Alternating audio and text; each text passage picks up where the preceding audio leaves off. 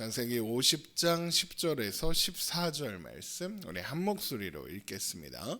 그들이 요단강 건너편 아닷 타작 마당에 이르러 거기서 크게 울고 애통하며 요셉이 아버지를 위하여 7일 동안 애곡하였더니 그 땅 거민 가나안 백성들이 아닷 마당의 애통을 보고 이르되 이는 애굽 사람의 큰 애통이라 하였으므로 그 땅 이름을 아벨 미스라임이라 하였으니 곧 요단강 건너편이더라.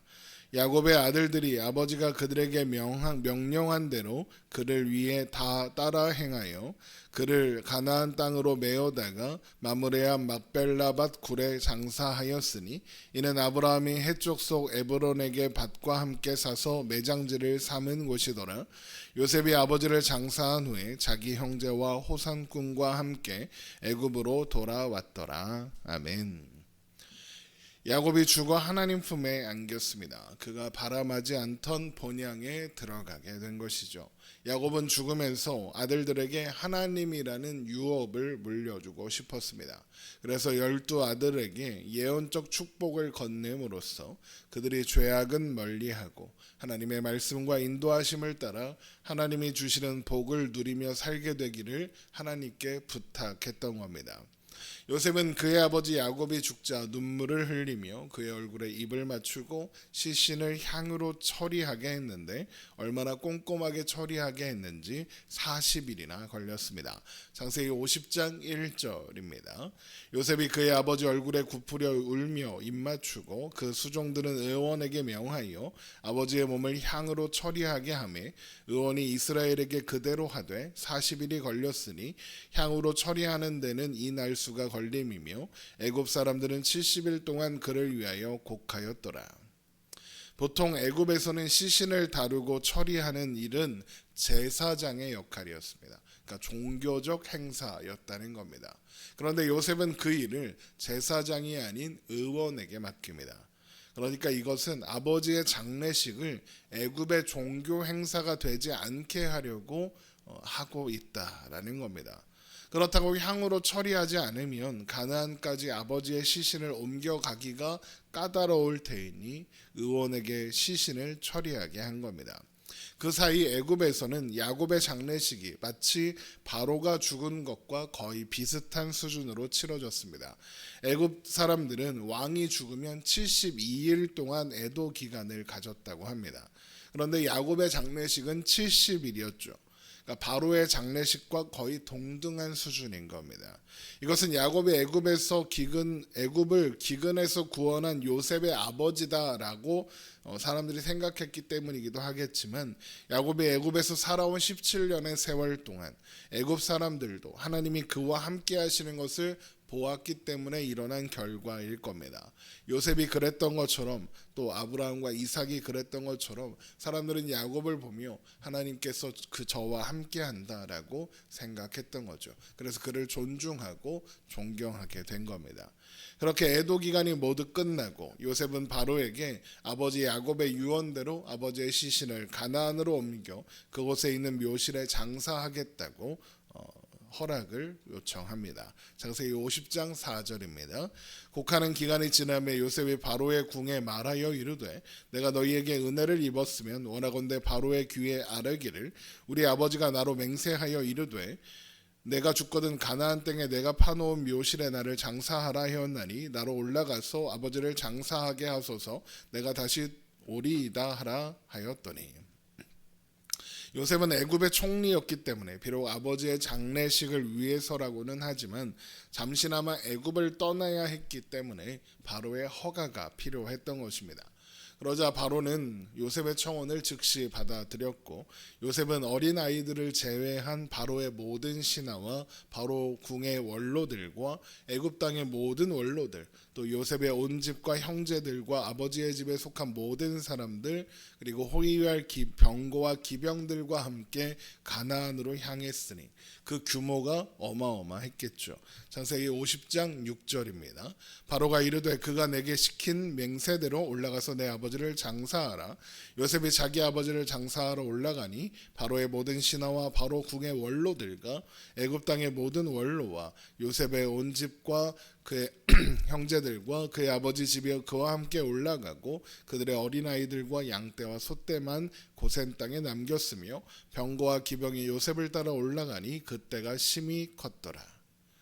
애굽의 모든 신하, 장로들, 원로들이 이 장례식에 함께 간다는 건 야곱의 장례식이 애굽의 국가적인 장례식이었다라는 의미가 될 겁니다.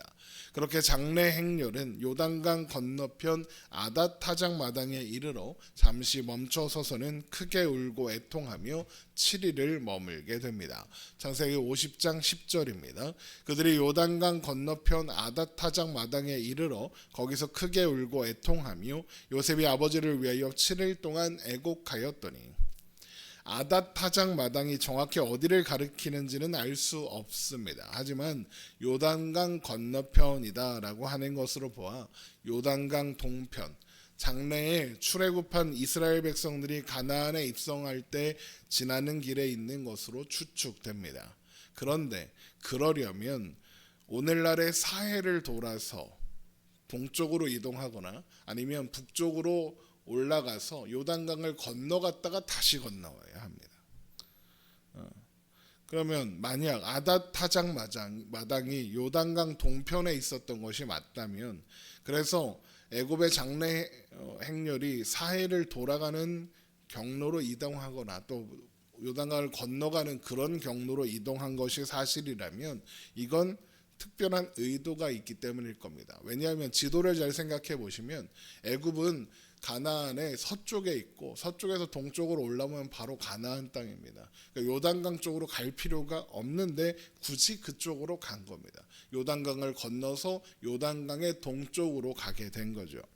정확한 의도나 이유는 알 수 없지만 그 경로가 출애굽한 이스라엘 백성들의 가나안 입성 경로와 비슷하다는 것, 그리고 이것이 야곱의 유언에 따라 가나안으로 이동하는 장례 행렬이라는 점을 염두에 두고 추측해 보면 요셉이 굳이 이런 경로를 선택하여 이동하는 것은 그렇게 하라는 야곱의 지시가 있었기 때문이고, 야곱이 그런 지시를 한 것은 그가 아들들을 위해 선포한 예언적 축복과 같은 맥락 속에서 자신의 죽음을 통해 약속의 땅으로 가는 길을 그의 후손들에게 보여주고 싶었기 때문이 아닐까라고 추측할 수 있는 겁니다. 만약 그렇다면 야곱은 그의 마지막의 마지막 순간까지 그의 후손들이 살아가야 하는 곳은 애굽이 아니라 약속의 땅 가나안으로 상징되는 하나님 품이라는 것을 말하고 싶었던 겁니다. 그렇게 야곱의 장례 행렬이 아닷 타작 마당에 머무는 동안 가나안 백성들이 그 통곡하는 소리를 듣고 그 땅의 이름을 애굽 사람의 큰 애통이라는 뜻의 아벨 미스라임이라고 불렀습니다. 창세기 50장 11절입니다. 그 땅 거민 가나안 백성들이 아닷 마당의 애통을 보고 이르되 이는 애굽 사람의 큰 애통이라 하였으므로 그 땅 이름을 아벨 미스라임이라 하였으니 곧 요단강 건너편이더라. 그렇게 야곱의 아들들은 아버지가 그들에게 명령한 대로 모두 행하여 결국 그를 가나안 땅 마므레 앞 막벨라 굴 곧 아브라함이 해쪽 속 에브론에게 사서 매장지로 삼았던 그곳에 장사하고 애굽으로 돌아갑니다. 창세기 50장 12절입니다. 야곱의 아들들이 아버지가 그들에게 명령한 대로 그를 위하여 따라 행하여 그를 가나안 땅으로 메어다가 마므레 앞 막벨라밭 굴에 장사하였으니 이는 아브라함이 해쪽 속 에브론에게 밭과 함께 사서 매장지를 삼은 곳이더라. 요셉이 아버지를 장사한 후에 자기 형제와 호상꾼과 함께 애굽으로 돌아왔더라. 그렇게 야곱의 장례식이 모두 끝나는 겁니다. 야곱은 창세기 50장 12절에 있는 것처럼 여러 번에 걸쳐서 반드시 자신을 가나안 땅에 있는 마므레 앞 막벨라 굴에 장사할 것을 당부했으며 요셉에게는 맹세하게까지 했습니다. 그런데 야곱이 그것을 이렇게까지 집요하게 당부한 것은 단순히 자신이 아버지와 어머니, 아내인 레와와 같은 곳에 묻히고 싶다, 조상들과 함께 있기를 바란다, 그런 의미는 아니었습니다. 창세기 50장 12절에 있는 것처럼 야곱의 아들들은 야곱이 생전에 부탁한 대로 모든 것을 행하였습니다. 그런데 뭔가 이상하게 먼 길로 돌아가는 장래 행렬의 경로도 야곱이 지시한 게 아닐까라고 추측할 수 있었던 거죠. 야곱이 이렇게까지 자세하고 중요하게 자신의 장래에 대해 지시한 이유는 앞에서도 말씀드린 것처럼 그들의 후손들이 가야 할 길을 알려주기 위한 것이고, 그들이 있어야 할 곳은 애굽이 아니라 가나안이라는 것을 알려주기 위해서인 겁니다. 애굽에서 살아온 지 17년이 지났습니다. 야곱의 아들들과 그들의 자녀들도 그 정도 시간이면 충분히 애굽에 익숙해졌을 겁니다. 그들이 비록 애굽의 변두리에 머물렀다고는 하지만 애굽의 모든 풍요로움을 전부 누리며 살고 있었습니다. 그러니 자연스럽게 애굽에 동화될 수밖에 없었을 겁니다. 애굽을 떠나고 싶지 않아졌을 겁니다. 풍요롭고 안전하고 바로의 가축을 관리하며 사회적으로도 인정받고 있었으니까요. 야곱은 그런 후손들의 모습을 보면서 염려가 되었을 겁니다. 자칫하면 저들이 돌아가려고 하지 않겠구나, 이런 생각도 들었겠죠. 그래서 야곱은 자꾸만 자신을 가나안으로 옮겨 장래하라고 당부하고 또 당부한 겁니다. 그렇게 후손들에게 그들이 어디에 속한 사람들인지, 애굽인지 가나안인지 애굽인지 하나님인지를 알려주고 싶었던 겁니다. 그래서 자신을 가나안에 장사 지내는 것과 함께 가나안을 배행 돌아서 굳이 요단의 서쪽까지 이동했다가 다시 동편으로 이동하는 그 길로 장래 행렬을 이동하도록 했다는 겁니다. 그렇게 야곱은 마지막 순간까지 그의 후손들이 살아가야 하는 곳은 약속의 땅 가나안으로 상징되는 하나님 품이다라고 말하고 싶었던 거죠. 하지만 야곱의 후손들은 야곱이 예상했던 대로 애굽을 떠나기 싫어합니다. 벌써 기근이 끝났는데도 안 떠나고 17년을 더 살잖아요.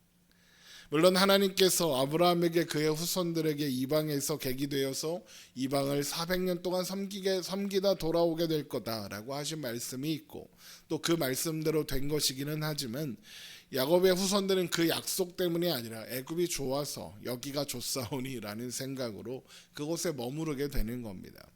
그러나 야곱이 바라고 바랐던 대로 하나님은 그들을 포기하지 않으시고 함께 하셨으니 하나님의 때가 이르렀을 때 그들로 하여금 애굽을 떠나고 싶게 만들 것이고, 그들을 위한 지도자를 세워 그들을 인도하사 가나안으로 돌아가게 하실 것입니다. 야곱이 창세기 48장 21절에서 이스라엘이 요셉에게 또 이르니 나는 죽으나 하나님이 너희와 함께 계시사 너희를 인도하여 너희 조상의 땅으로 돌아가게 하시려니와 라고 했던 것처럼 말이죠. 하나님은 야곱이 있으나 없으나 그의 약속에 신실하신 분이신 겁니다. 야곱이 바람하지 않던 약속의 땅 가나안, 그 가나안으로 상징되는 하나님 나라가 바로 우리에게 허락되어 있습니다. 하나님 나라가 우리에게 주어진 가장 큰 복이며 상급입니다. 이 사실을 기억하며 우리가 있어야 할 곳이 어디인지 잘 분별할 수 있기를, 그래서 하나님 안에서 하나님이 주시는 것들로 오늘을 살아가고 그 안에서 행복할 수 있는 우리가 되기를 주님의 이름으로 축원합니다. 기도하겠습니다.